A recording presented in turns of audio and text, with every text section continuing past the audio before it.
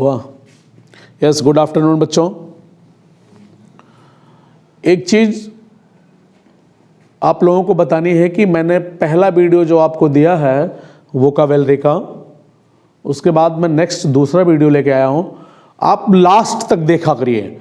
Last में जो instruction दिए जाएंगे वो आपकी पढ़ाई से रिलेटेड सबसे महत्वपूर्ण टॉपिक होंगे, क्योंकि जो मैं सबसे लास्ट में दो चीज़ें बताऊंगा वो ही आपकी सबसे महत्वपूर्ण लाइफ से जुड़ी हुई चीज़ें रहेंगे। और कैसे पढ़ाई को आसान बनाया जाए, कैसे पढ़ाई को इजी फॉर्मेट में रखा जाए, इसके लिए लास्ट में आपको इंस्ट्रक्शन दिए जाएंगे। वीडियो को लास्ट तक देखा करिए और अपने जो भी रिलेटिव हैं, जो भी सगे संबंधी हैं, उनको आप वीडियो को फॉरवर्ड करिए, वो देखें उसको। उनकी जो भी नीड होगी उससे रिलेटेड वीडियो आपको बना के दिया जाएगा। चैनल को आप ज़्यादा से ज़्यादा सब्सक्राइब करिए, लाइक करिए, बेल आइकन पे ऑल पर जाकर क्लिक करिए कि जिससे सारी की सारी वीडियो आपको आसानी से मिल सकें। मैं राकेश पंडित आप लोग के सामने उपस्थित हुआ हूँ अपनी नेक्स्ट क्लास लेकर, वोकाबुलरी डेली बेस की। जो मैंने पिछले वीडियो में 10 से 15 वीडियो आपको दिए थे, मतलब वोकाबुलरी के, उसके बाद मैं आपको सामने कुछ वीडियो और दे रहा हूँ। ये देखिए, कॉमन सी बात है, कान छेदना। ये शब्द जो होता है, जब लड़कियां थोड़ा बड़ी होती हैं तो उनके कान, यहाँ कर्ण छेदन जो है वो हमारे संस्कार की एक प्रथा है और ये किया जाता है। किसी भी जैसे जो धर्म को नहीं मानने वाले हैं, जिस धर्म के, जैसे किस धर्म में नहीं होता है लेकिन सनातन में तो होता है। जो सनातन धर्म है, हिंदू धर्म है, उसमें तो स्वाभाविक है कर्ण छेदन की प्रक्रिया होती है। वो किसी भी संप्रदाय से हो, किसी भी जात से हो, किसी भी कास्ट से हो। मेरा कहने का ये उद्देश्य नहीं है, मेरा उद्देश्य कर्ण छेदन की बात है।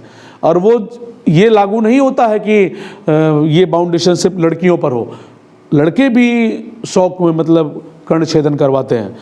ऐसा नहीं कि आप किसी पर्टिकुलर जेंडर पर मैं कमेंट कर रहा हूँ, हाँ, तो मैं किसी पर्टिकुलर जेंडर को कमेंट नहीं कर रहा हूँ, वो सभी करते हैं। तो कर्ण छेदन करना अर्थात कान छेदना, उसको बोलते हैं pierce, PIERCE, pierce. Pierce means कर्ण छेदन करना, कान छेदना। अब ये देखिए, दूसरी मीनिंग आपके सामने है, जो साधारण सी बातों पर लोग कहते हैं कसम खाना। कसम खा रहे हैं, हम आउट नहीं हुए हैं, मैच खेल रहे हैं, बॉल, एक बॉल पे लास्ट में 2 रन चाहिए, बॉल एकदम स्टंप के बगल से निकले, नहीं आउट नहीं हुआ, कसम खा रहे हैं। ये बोलते स्वेर, आई स्वेर, मैं कसम खा रहा हूं, मैं कसम खाता हूं। कसम खाना ये भी एक खाने की वस्तु है, कितना भी खाओ पेट नहीं भरेगा भैया।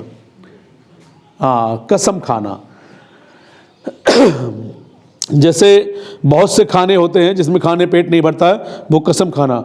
तो ऐसे में 4 शब्द आपको दे रहा हूं, कुछ चीज़ें आप ऐसा बताइए जिसमें नाम में हो। जैसे छिपकली, छिपकली में कली नहीं है भैया, लेकिन वो छिपकली है। ऐसे ही रिलेटेड 2-4 शब्द आप वीडियो सेक्शन के कमेंट में बढ़ा दीजिएगा। अब अगली मीनिंग हमारी जो आ रही है, बढ़ा चढ़ा के बोलना। अब बढ़ा चढ़ा के बोलने का अर्थ क्या होता है? जैसे मैंने आपको बताया कुछ, आपने उनको बताया और कुछ, वो और उनको बता दिए बढ़ा के, और वो उनको बता दिए। ऐसे करते करते चला, मेरी साधारण सी बात 5 लोगों के बीच में पहुंची तो पता चला कि वो बहुत बड़ा ब्रॉड हो गया। उसको बोलते हैं बढ़ा चढ़ा के बोलने वाला। एग्जैगरेट, एग्जैगरेट मतलब होता है बढ़ा चढ़ा के बोलने वाला। EXAGGERATE, exaggerate. एग्जैगरेट मतलब होता है बढ़ा चढ़ा के बोलने वाला। हाँ, कंफर्म करिए आप लोग भी। नेक्स्ट है पसीना आना। पसीना कैसे आते हैं? जो इतना भोजन करके सोए रहते हैं रजाई ओढ़ के, उनको पसीना आता है? पसीना उनको आता है जो पिछले वीडियो में मैंने आपने देखा होगा, वर्कआउट करना, एक्सरसाइज करना। जब आप मेहनत करते हैं तब आपको पसीना आता है। तो जो पसीना आता है उसको बोलते हैं sweat. Sweat SWEAT, sweat. Sweat means पसीना आना। Very good. अब ये स्टेप आता है घास काटना। घास काटना भी डेली बेस की चीज़ें हैं। ज़रूरी नहीं है कि घास काटना कोई गंदा काम है। आपके दरवाज़ा है, वहाँ घास ज़्यादा हो गई है, साफ़ सफाई करना भी ज़रूरी है। और साफ़ सफाई करना तो गंदी आदत में आती नहीं है। तो वो जो घास काटने की स्थिति होती है, कोई भी काट सकता है घास, या फिर कोई जानवरों को चराने के लिए या उनको खिलाने के लिए घास की आवश्यकता होती है। तो हम जो घास काटते हैं उसको बोलते हैं माऊ। MOW, माऊ। माऊ मीन्स घास काटना। नेक्स्ट वर्ड मीनिंग हमारी है करवट लेना। करवट लेने का मतलब जब आप सोते हैं तो सिंगल हेडेड नहीं सोते हैं। जैसे एक तरफ आप लेफ्ट में सोए हैं, कुछ देर बाद आप ऑटोमेटिकली राइट में कन्वर्ट हो जाते हैं, फिर राइट में सोते हैं या फिर लेफ्ट में कन्वर्ट हो जाते हैं। कुछ लोग स्ट्रेट सोते हैं, वो गंदी आदत है। दिल की सबसे बड़ी बीमारी सीधा सोने वाले के लिए है। यस, पीठ के बल एकदम नीचे सीधा फ्लैट सोने वाले, याद कर लीजिए, वो हमेशा हार्ट की प्रॉब्लम से जुड़े रहेंगे। कभी भी सीधा नहीं सोना चाहिए और ना कभी पेट के बल सोना चाहिए। पेट के बल सोने वालों के पास ये याद कर लीजिए कि पेट से जुड़ी बीमारियों से हमेशा जीवन भर परेशान होंगे। और एक तीसरा देखिए, सोने से ही बात आ गई, एक पैर मोड़ के, जो हाथ पैर में मोड़ के एक साथ गठरी बन के सो जाते हैं, वो भी बड़ी प्रॉब्लम है। ऐसे इस प्रकार से आप नहीं सोएंगे, एकदम आप पैरेलल सोइए। एक करवट ले लीजिए, चाहे बाएं की चाहे दाएं की। अगर बाएं की सोते हैं तो बहुत अच्छी बात है, लेकिन बाएं दाएं किसी भी करवट में सोइए, एक करवट में हो, हाथ आपका पैरेलल खुला हुआ हो। चलिए, तो ऐसी जब हम करवट लेते हैं उसको बोलते हैं toss and turn. Toss and turn. आप लोग प्रोनाउंसिएशन भी उसका लिखते रहिए जिससे पढ़ने में आसानी रहे। Toss and turn. जैसे जब भी वीडियो को आप देखिएगा तो 3 लाइन बना दीजिएगा, एक तरफ वर्ड कर दीजिएगा, एक तरफ मीनिंग कर दीजिएगा, एक तरफ प्रोनाउंसिएशन कर दीजिएगा। टॉस एंड टर्न, करवट लेना। अब आगे आता है गले लगाना। गले लगाने का मतलब जब आदमी बहुत खुश होता है तो गले लगा लेता है। तो प्राय आपने गले लगाने की स्पेलिंग आपने सुना होगा, हग, HUG, हग। लेकिन मैं आपको दूसरी एक मीनिंग बता दे रहा हूं, इम्ब्रेस। इम्ब्रेस, EMBRACE, इम्ब्रेस, जिसको हम बोलते हैं हग, गले लगाना, HUG, वही चीज़ें इम्ब्रेस भी है, गले लगाना। तो गला आदमी कब लगाता है? गले प्रसन्नता होने पर। और दूसरी बात है धोखा देने पर। किसी को धोखा देना है तो गले लगाओ, वो आसानी से तुम्हारी बातों में कन्वर्ट हो जाएगा, फिर उसको धोखा दे सकते हो आसानी से। और ये दूसरी बात है प्रसन्नता होने पर गले लगाया जाता है। तो ऐसा करिए भाई, आप लोग धोखा देने के लिए किसी को गले मत लगाइएगा, प्रसन्नता होने पर ही लगाइएगा। चलिए, प्रभावित करना।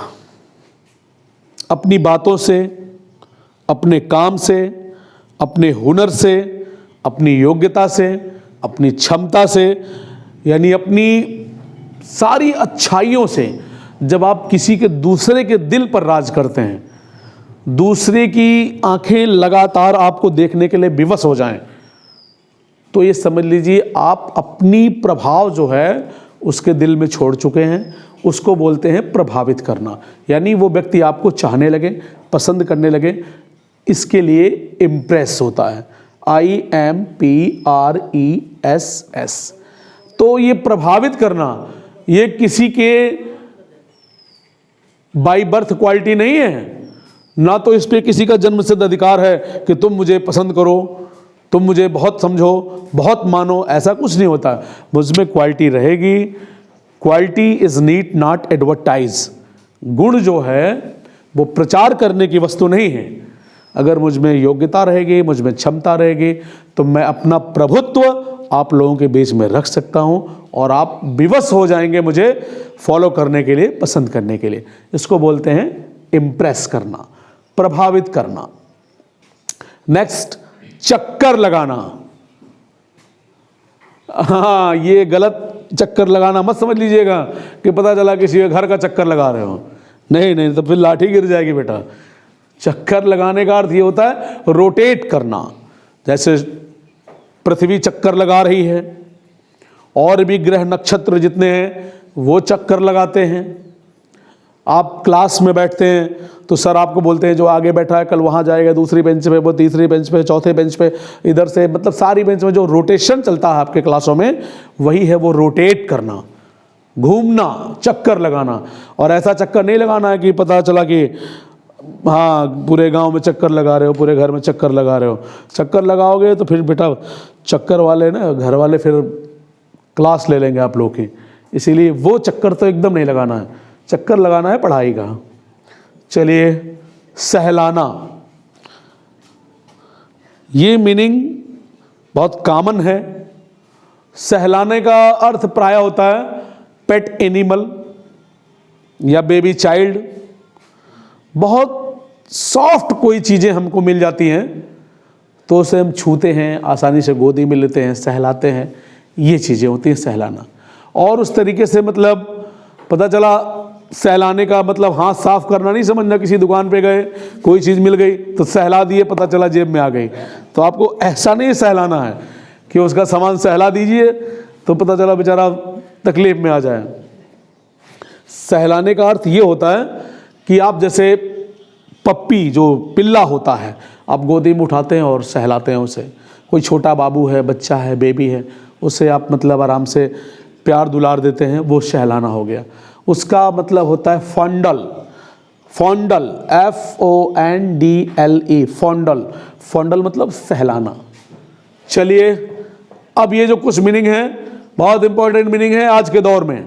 चुगलखोर, इनकी सुन के उनको बताना, उनकी सुन के उनको बताना, उनकी सुन के उनको बताना, पता चला तीनों में मारपीट हो गई तो वहां बैठ के ताली बजा के मजा लेना, ये गलत है। फिर बाद में जानते क्या है, तीनों मिल के मारेंगे,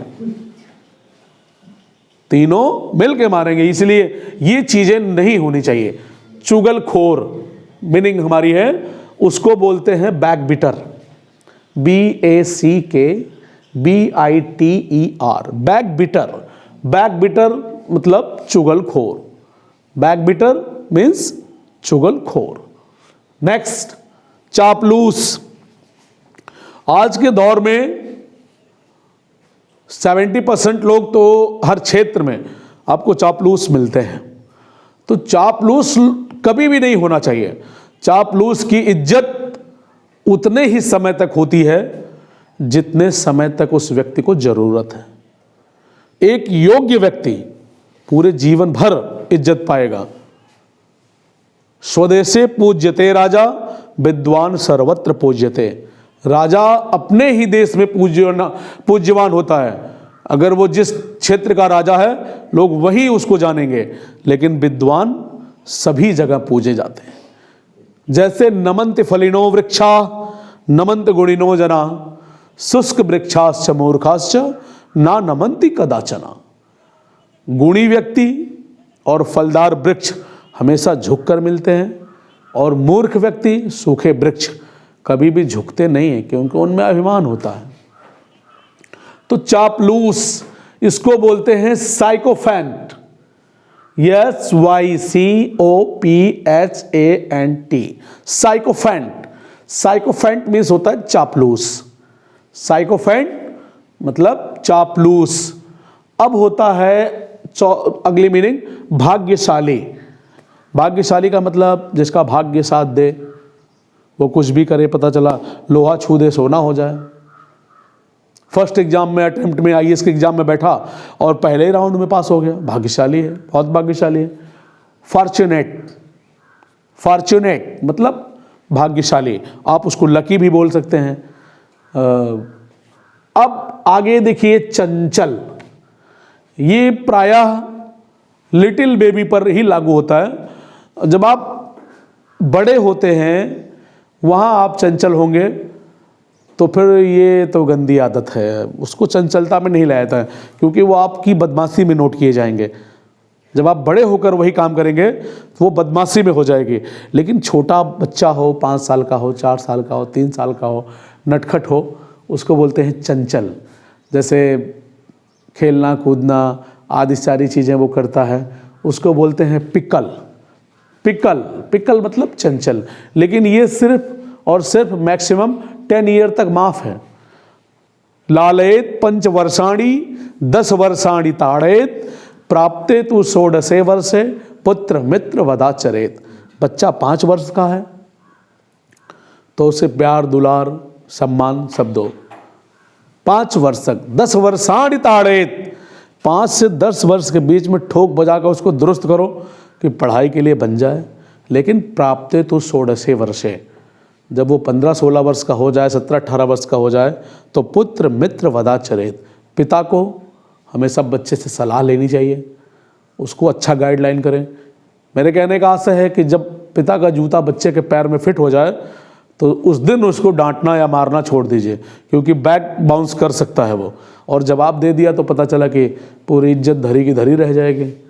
इसीलिए ऐसा नहीं होना चाहिए। तो वो चंचलता सिर्फ मैक्सिमम 10 ईयर तक ही लागू होती है।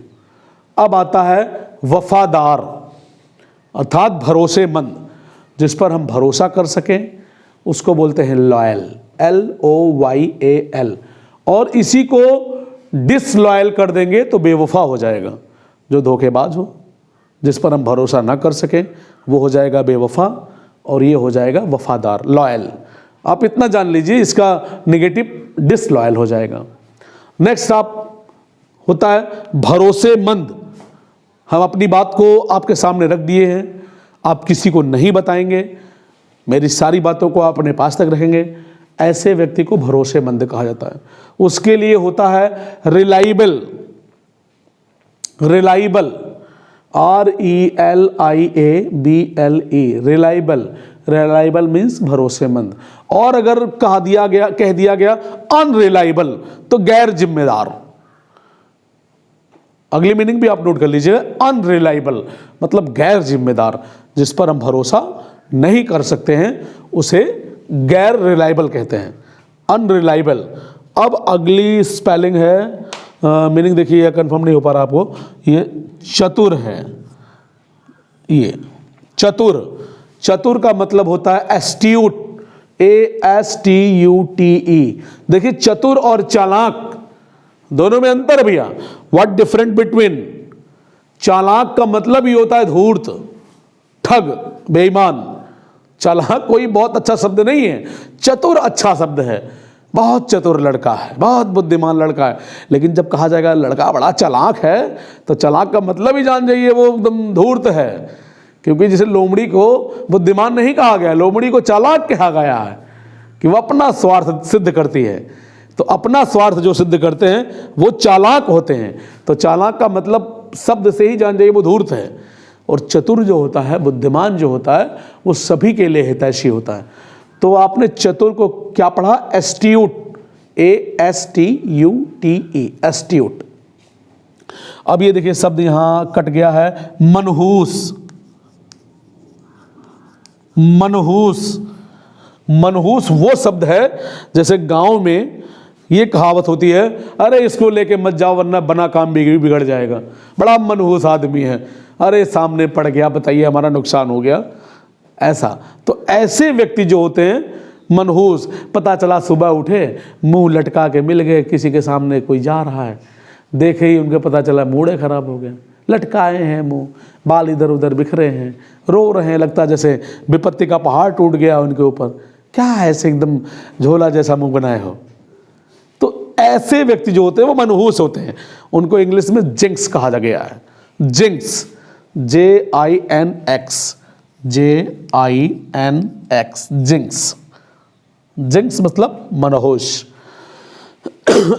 ये गांव लेवल पर भी ये सवाल प्राय होता है। गंवार, गंवार का अर्थ ये नहीं होता है कि जो मूर्ख हो, जिसे कुछ नहीं पता है। गंवार कभी कभार पढ़े लिखे भी होते हैं, ज्यादा एक्स्ट्रा वो बाउंस कर देंगे, अपनी बातों को जबरदस्ती किसी पर थोपेंगे, हावी करेंगे और बिना किसी तथ्य के। तो भैया गंवार की श्रेणी में आप भी आ जाएंगे। इसीलिए प्यारे बच्चों, पढ़ने लिखने के बाद गंवार वाली बात नहीं करनी चाहिए और हमेशा अच्छी बातें करिए। जैसे तमाम जगह बातें चलती हैं, मुझे मौका मिला तो मैं उन्हें उखाड़ कर फेंक दूंगा, ये गंवार वाली भाषा है। जड़ सहित समाप्त कर दूंगा। क्या कर लोगे भाई? कोई कुछ किया, ज़्यादा करोगे उससे भिड़ जाओगे, एक दो झापड़ मारोगे वो तुमको मारेगा, यही ना? तो क्या जड़ सहित उखाड़ दोगे? देखिए, जड़ सहित उखाड़ देना, एक मीनिंग और नोट कर लीजिए आप। जड़ सहित उखाड़ना मतलब यानी root out. Root out note कर लीजिए आप। जड़ सहित उखाड़ना मतलब रूट आउट कर देंगे, समाप्त कर देंगे। तो ऐसी बहकी बातें नहीं करनी है, ना तो ऐसी बहकी बातें सुननी है। तो उस गंवार को हम बोलते हैं यक्कल। गंवार को बोलते हैं यक्कल, YOKEL, यक्कल। यक्कल मीन्स गंवार। अब ये बहुत अच्छा शब्द है, ये बड़े अच्छे लोग होते हैं, ये बड़े अच्छे लोग होते हैं। शर्मीला, अपनी सारी बातें कह भी देंगे, मुंह लटकाए रहेंगे, मैं तो बड़ा शर्मा रहा हूं। जैसे किसी से पूछा गया, क्या जी खड़े हो जाओ, खड़े हो गए ऐसे। कुछ आता है? नहीं आता है। ये क्या है? ऐसा नहीं करते हैं। फ्रैंक होना चाहिए, शर्माने वाली बात नहीं होनी चाहिए। ये अच्छी क्वालिटी है, शर्माना अच्छी चीज क्वालिटी है, लेकिन ऐसी जगह मत शर्माना जहां इज्जत खतरे में हो जाए। इज्जत को देखते रहना, पता चला कहीं आपको खड़ा करा दिया गया सम्मान देने के लिए, वहां शर्माओगे तो भाई खेल खत्म हो जाएगा, अगला आदमी बाजी मार लेगा।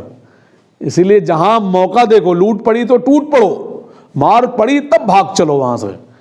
लाठी गिर रही तो भागो, लूट पड़ी है तो टूट पड़ो वहां। ऐसे लोग को बोलते हैं बैसफुल, BASHFUL, बैसफुल। बैसफुल का मतलब होता है शर्मीला। और ये भैया तो चलन है, आज की डेट में सबसे ज्यादा चलन ये है, दल बदलू। हाँ बेटा, बहुत बढ़िया, राजनीति से भी रिलेटेड देख लीजिए।